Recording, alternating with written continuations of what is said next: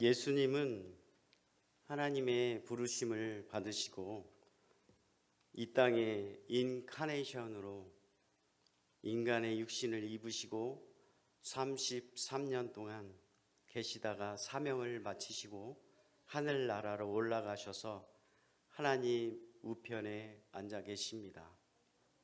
하늘로 올라가시기 전 공생의 기간 동안 12제자를 세웠는데요. 구약 12지파처럼 12제자를 세우셨습니다. 12제자를 고집한 사건이 마태복음에 있습니다. 마태복음 10장을 보면 제자를 세우는 내용이 있습니다.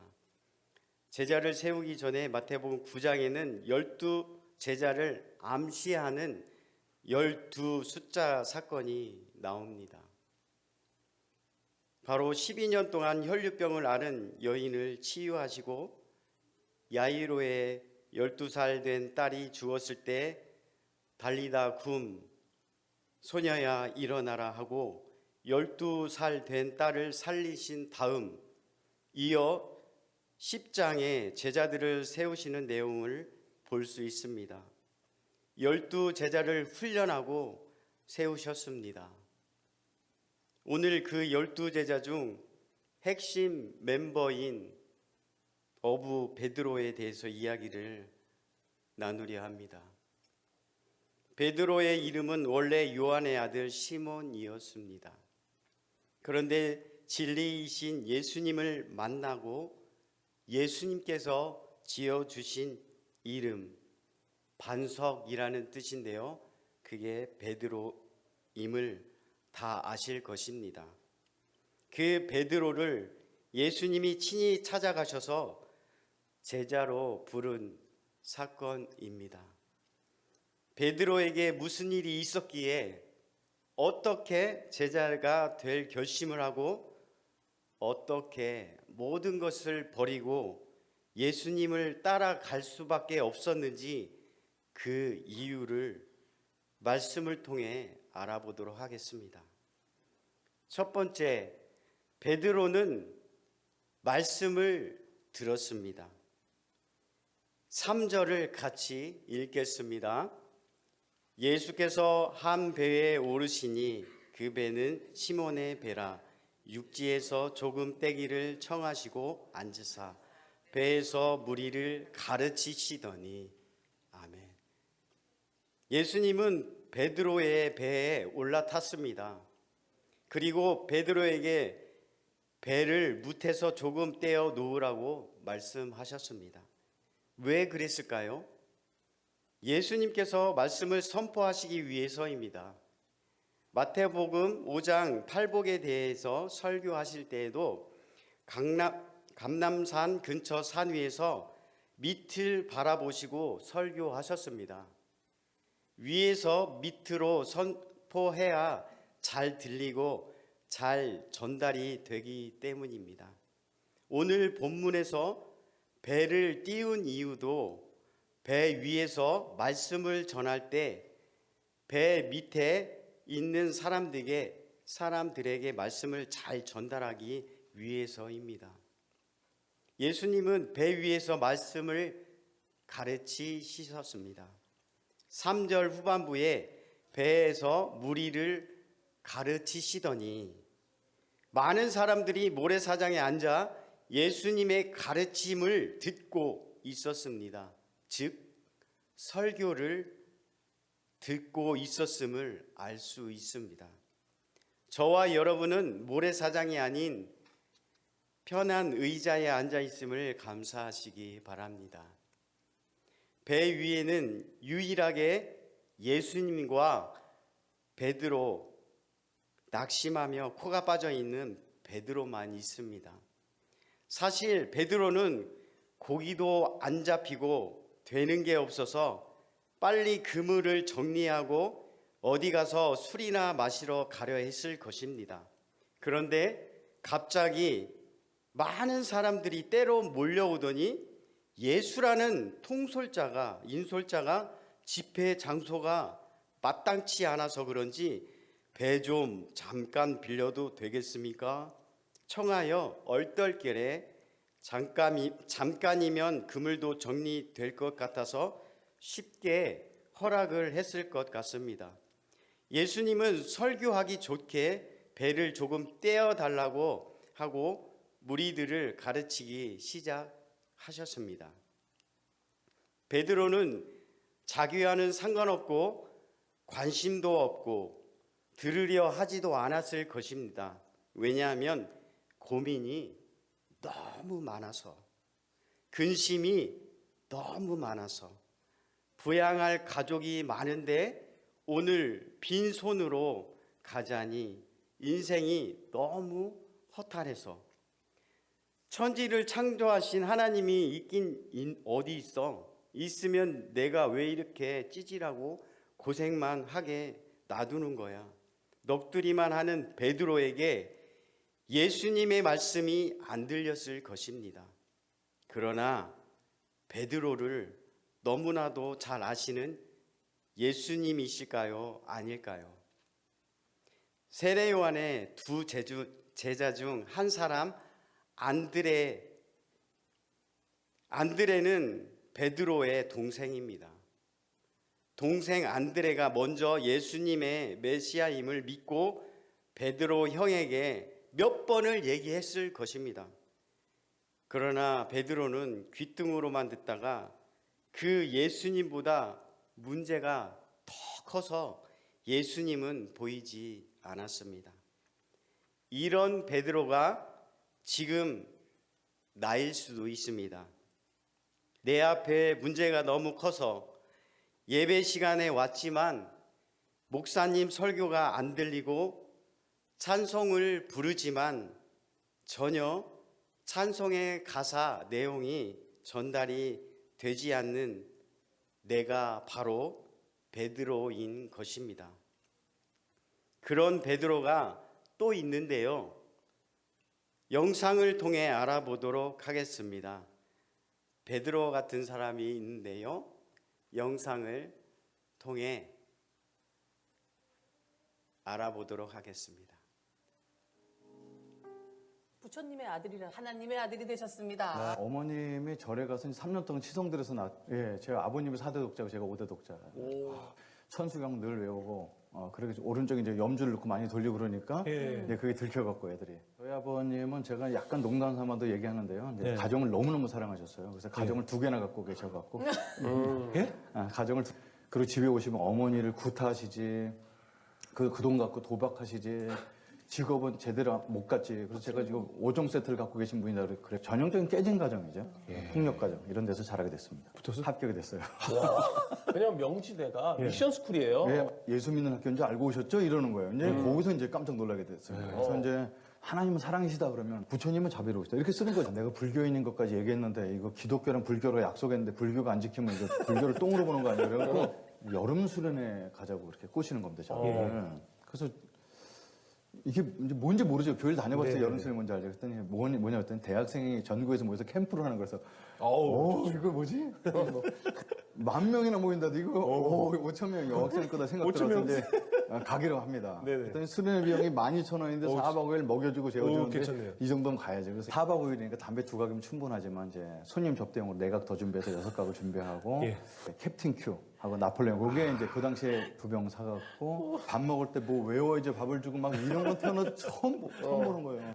그래갖고 이제 담배 피고 있으면 사람들이 와서 여기서 하면 안 된다고 그러고 그러니까 이제 재미가 되게 없어지면서 나랑 안 맞는다는 생각이 벌써 들기 시작하는데 그래서 여학생이 많아요. 내용은 안 들어오지만 그 문화를 좀 즐기려고 해보고 하는데 3일이 지나도록 진짜 재미가 없어지고 그래서 이제 마지막 날 갈라고 마음먹는데 사람들이 막 눈물로 기도해줘서 마지막 하루 더 남게 돼서 낮에는 딴 거하고 돌아다녀요. 그리고 이제 거기서 숨어서 담배 피고 있다가 이제 저녁 때 됐는데 빈 강의실에서 이제 혼자 앉아 있는데 근데 노랫소리 다 끝나면 이제 설교하는 소리가 이제 날 텐데 그 당시에 김중원 목사님이 깜깜한데 혼자 있게 그런 거죠. 사람들을 못 알아볼 거다. 그래갖고 이제 뒤에 가서 그냥 앉았어요. 1시간 반만 때우면 내일 아침 집에 간다 그러는데 이제 설교가 이제 들리는 겁니다. 그동안 예배를 한 9번 들었는데 한 번도 안 들렸던 설교가 뭔가 올라오시자마자 모든 사람은 죄인입니다 그러는데 그게 확 들리는 거죠. 그래서 나랑 죄는 관계가 없다 생각하는데 이 뭔가 뭐 인생을 깊이 생각할 것도 아니고 공대생이 뭐 이렇게 있어요. 근데 쭉 지나가는데 모든 사람이 죄인입니다 그러는데 이렇게 여기 뭐 이렇게 가슴으로 좀 울리는 소리처럼 들리면서 모든 사람은 죄인입니다. 죄의 값은 사망입니다. 다시 말씀드립니다. 모든 사람은 죄인입니다. 막 이러는데 구구절절 들리는 것보다는 여기서 뭐가 사건이 막 올라오는 거예요. 아무리 예쁜 미스 코리아도 예쁜 죄인일 뿐입니다. 똑똑한 박사도 똑똑한 죄인일 뿐입니다. 성자일수록 참회록을 씁니다.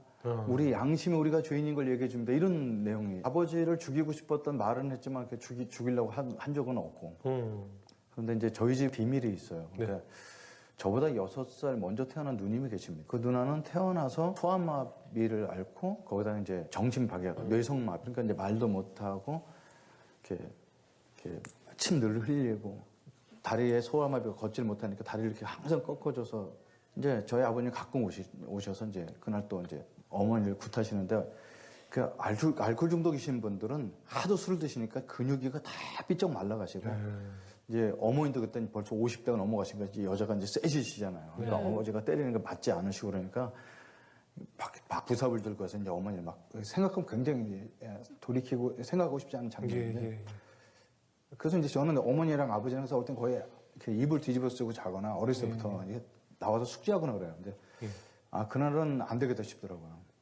그럼 이제 칼을 들고 들어가야 됩니다. 인생 끝내려고. 근데 어머니께서 이제 많이 말려주셨어요. 그러니까 그 피 흘리는 얼굴로 승기야 내가 알코올 중독자 남편 보고 살겠냐? 바보 누나 보고 살겠냐? 너라도 그냥 인생 똑바로 살라고. 그래서 이제 그건 이제 못하고 이제 장로에 칼을 꽂고 이제 나와서 이제 길거리에 있다가 이제 어머니 아버지 다 나가신 다음에 집에 들어가서 이제 가방 싸갖고 이제 싸놓고 도시락 준비하고 이제 세수하고 마당에서 이렇게 이제 방에 들어갔는데 이제 바보 누나가 책을 꺼내갖고 제 숙제한 걸 막 찢어먹고 있는 걸 보고 본 거죠. 예전에 그런 적이 있었는데 그날은 이렇게 아버지 사건과 이제 누나가 막 이렇게 오버랩이 되면서 해서는 안 될 짓을 이렇게 누나를 너무 심하게 많이 구타를 하고 이렇게 못할 욕도 많이 했습니다. 병신이 우리 집에 와갖고 나 친구는 못 데리고 막 이런 걸 많이 쏟아놓는 게 그게 이제 굉장히 마음에 걸렸던 거죠. 그 이제 몸에 막 시커멓게 먹는 자죽을 이제 숨기냐고 이제 어머니 오기 전에 목욕시켜놓고 일주일에 한 번 목욕시켰는데 그래서 이제 어머니한테는 착한 아들이었어요.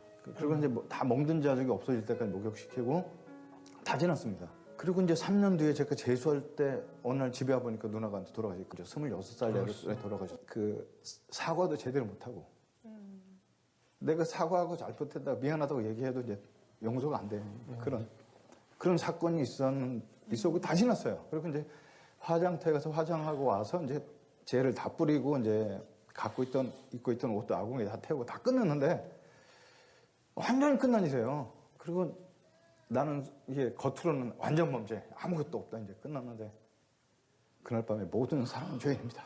막 떠올라요. 예, 막 여기 심장에 튀는데 이 죄는 어떻게도 씻을 수 없다는 걸 제가 압니다. 그러니까 뭐 1000배, 2000배, 3000배 갖고는 그렇게 씻을 수 있으면 죄는 다 씻죠. 씻을 수 없다는 걸 너무 이제 알고 있던 그 양심에 너무 힘들어하고 있는데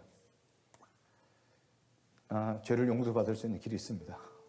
이것은 하나님의 아들 예수님은 죄를 알지 못하는 분이십니다. 죄가 없으신 분입니다. 그분이 이 땅에 오셔서 우리를 대신하여 모든 죄를 전가받으셔 십자가에 저주로 돌아가셨습니다. 그분만 믿으면 다 죄를 용서받을 수 있습니다. 이게 사실상 논리는 안 맞아요. 왜 내가 지은 죄를 딴 사람이 했는데 내가 용서받을 수 있나. 그런데 저는 알거든요. 죄는 용서받을 수 없다는, 씻을 수 없다는 거. 그날은 그 양심의 가책 속에서 이제 지푸라기도 밖에 잡을 수가 없었어요. 그래서 태어나서 처음으로 이제 손을 모으고 기도를 하는데 저도 양심 있어요. 괜히 기도하면 맨입으로 기도하면 안 될 것 같고 이마를 이걸 10번을 찍었어요. 찍고서 예수님 저 교회 안 다니는 거 아시죠? 성경 읽어본 적도 없는 거 아시죠? 그러고 나서 제일 먼저 기도한 것은 우리 바보 누나가 만약에 지옥에 있다면 저 대신 천국 보내달라고 기도하고 그리고 나 같은 것도 용서받을 수 있나 그러는데 막 마음에 어떤 평안 같은 게 몰려오면서 자리에서 예수님 믿은 사람 자리에서 일어나는 멘트가 들리는데 일어날 수가 없었죠. 창피해서. 근데 막 예수님을 진심으로 받아들이는 기도를 했어요. 교회 한 번도 안 나가고 나도 구원받을 수 있냐 이런 거예요. 근데 이제 제 마음속에 이제 파란 빛 같은 게 이렇게 들어오는 체험을 하게 됐는데 그게 누구나 다 그런 체험이 있는 줄 알았어요. 이제 저만 있는 체험인데 이제 얼굴이었어요. 근데 눈, 코, 입은 없는데 이제 저를 향해서 환하게 웃어준 그 얼굴을 그 빛을 품고 이제 아침 햇살이 그렇게 반짝거리고 빛나는 거예요. 그리고 이제 바람이 불어서 나무가 이렇게 춤을 추는데 온 나무가 막 다 춤을 추는 거예요. 다. 온 천지가 주님을 찬양한다는 그걸 이제 저는 그때 아직 교회는 안 다니니까 그걸 느꼈던 거죠. 그래서 이제 아침에 일어나서 사람 상담도 해주시고 요한복음 10장을 이렇게 읽는데 예수님이 양을 사랑하신다는 거예요. 근데 내가 본 것은 양으로 생명을 얻게 한다는 그 단어가 막 보이는데 나중에 읽어보니까 똑같은 글씨체인데 그 생명이라는 단어가 굉장히 진하게 보였어요. 그래서 이게 아침에 일어났던 나한테 일어났던 사건 이런 것들이 생명이구나 이렇게 생각이 들었어요. 찢어지게 가난한 것도 똑같고 아버지가 알코올 중독자에서 변한 것도 아니고 다 똑같은데 살겠다는 욕망과 막 이 에너지가 생기는 거죠. 막 이렇게.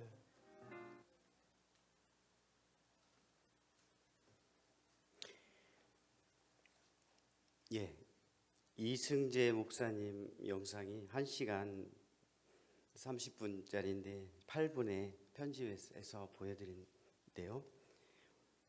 불자였던 청년이 여친을 만들기 위해 처음에 CCC 청년 캠프에 모르고 갔지만 실제를 알고 나서부터 집회에 즉 설교 자리에 참석하기를 꺼려했고 중간중간에 퇴소하려고 했지만 억지로라도 말씀을 듣는 자리에 있어서 결국은 말씀이 들리기 시작했고 그 말씀에 회개하는 놀라운 경험을 했습니다.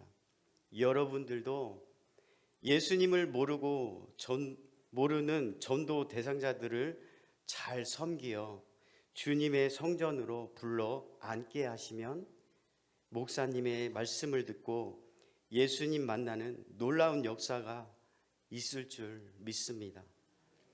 그리고 놀라운 회개의 바람이 불어올 줄 믿습니다.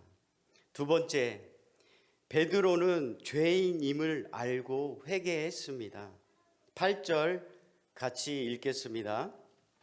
시몬 베드로가 이를 보고 예수의 무릎 아래 엎드려 이르되 주여 나를 떠나소서 나는 죄인이로소이다 하니 예수님은 베드로의 배 위에서 한참을 설교하시다가 베드로의 마음의 문이 살짝 열리는 것을 보았을 것입니다. 그리고 열린 마음에 쐐기골을 꽂아 넣습니다. 예수님은 설교를 마치시고 베드로에게 깊은 데서 그물을 내리거라 말씀을 하십니다. 시몬이 대답합니다. 선생님, 저희가 밤새도록 애썼지만 아무것도 잡지 못했습니다. 그러나 선생님의 설교 말씀에 감동받고 선생님 말씀에 의지하여 내가 그물을 내리겠습니다. 베드로가 그 말씀대로 했더니 그물이 찢어질 정도로 많은 고기들이 잡혔습니다. 이제서야 동생 안드레가 말했던 예수님이 진짜 메시아였구나.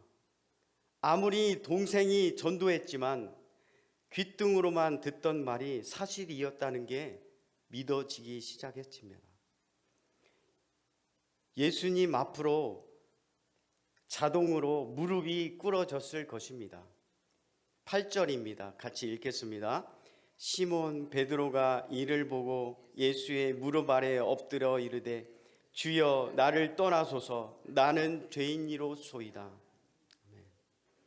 오늘도 능력의 하나님 앞에서 그 크신 하나님 앞에서 맞닥뜨리게 되면 초라하고 더러운 나 자신이 보이고 내가 저절로 죄인임을 고백하게 될 것입니다. 우리는 날마다 말씀 앞에 서야 합니다. 예배 자리에, 기도의 자리에, 날마다 나아가서 능력의 하나님 앞에서 나 자신을 볼 때 죄인임을 고백하는 저와 여러분이 다 되시길 소망합니다. 세 번째입니다. 베드로는 모든 것을 버렸습니다. 11절 같이 읽겠습니다. 그들이 베드를 육지에 대고 모든 것을 버리고 두고 예수를 따르니라. 아멘. 베드로는 메시아이며 진리이신 예수님을 알았습니다. 무엇이 가장 값진 것인 줄을 이제야 알았기 때문에 가장 값진 예수님을 따라갈 수 있었습니다. 예수님의 나를 따라오라는 말씀 구절이 마가복음 1장 17절에도 볼 수 있는데요. 제가 읽어드리겠습니다. 예수께서 이르시되 나를 따라오라. 내가 너희로 사람을 낚는 어부가 되게 하리라 하시니. 베드로는 지금까지 하나님 없이 살아왔습니다. 그러다 보니 늘 되는 일이 없었습니다.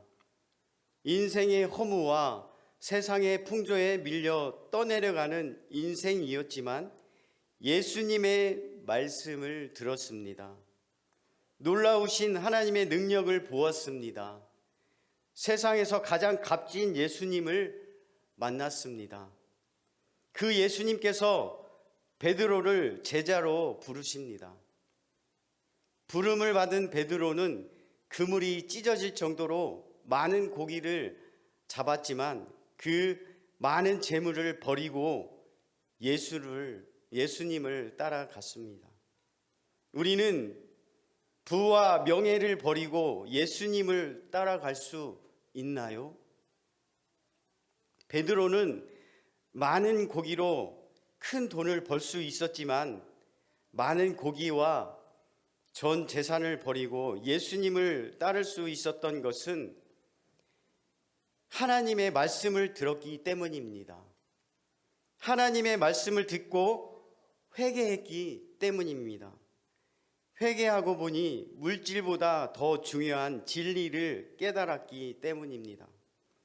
저는 처음 부임 설교 때 말씀드린 것처럼 고졸에 할 수 있는 게 없어서 공장에서 자동차 도색을 하는 공돌이 출신이었습니다.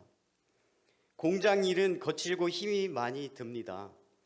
기술을 익히기 전까지는 온갖 수모와 알바생보다 못한 급여를 받으며 일했었습니다. 초봉이 10만 원부터 시작해서 경력 10년째에는 300의 고액을 받았습니다.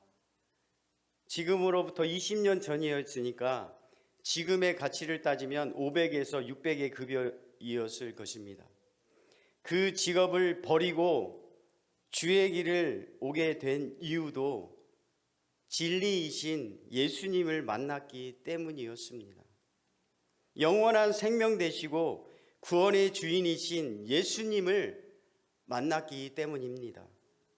세상 어떤 것보다 값진 보물은 오직 예수 그리스도이십니다. 그 참빛이신 진리이신 예수님을 증거하는 증인의 삶을 위해 이제 세상으로 나아가려 합니다. 그동안 부족한 저를 많이 사랑해 주셔서 감사했습니다. 저의 바람은 한웅재 목사님이 찬양했던 소원 가사처럼 삶의 작은 일에도 예수님의 마음을 알기를 원하며 그 좁은 길로 가길 원합니다. 나의 작음을 알고 그분의 크심을 알면 어떠한 어려움이 닥쳐도 그 일이 기쁨으로 바뀌길 소원합니다. 저 높이 솟은 산이 되기보다 누구나 오르락 내리락 하는 동산이 되길 원합니다. 내 가는 길만 비추기보다는 누군가의 길을 비추기 원합니다. 내가 기쁠 때마다 하나님께 노래하듯이 내가 힘들 때도 아플 때 기도로 얘기하듯이 살길 난 그렇게 죽기 원합니다.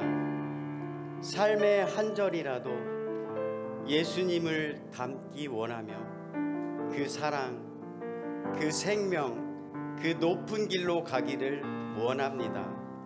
그 깊은 길로 가기 원합니다.